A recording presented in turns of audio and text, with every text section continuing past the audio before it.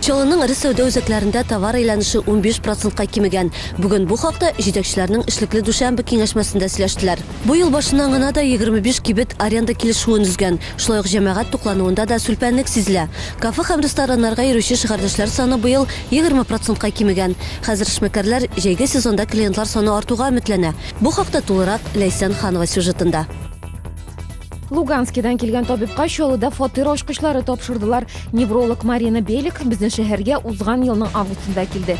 Моңа кадәр ул тормыш иптәше һәм балалары белән тулай торакта яшәде. Беликлар гаиләсе Чаллыны үз иткән, әлегә китергә җыенмыйлар. Хәзер Марина ветераннар госпиталендә эшли.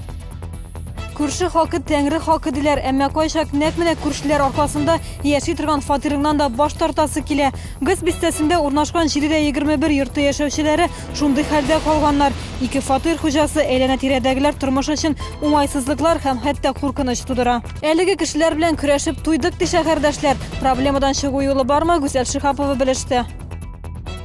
Чаллыда тәртип саклауга җәмәгать оешмалары вәкилләрен җәлеп итәчәкләр. Икътисади тотрыксызлык вакытында Чаллыда мөлкәт белән бәйле җинаятьләр, фатир һәм машина басу очраклары арту күзәтелә.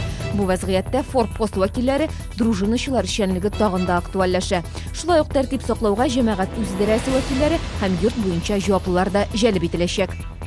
Бу һәм башка шәһәр вакыйгалары турында яңлыклар тапшыруында белерсез. Бүген ул 19:30 эфирга чыга.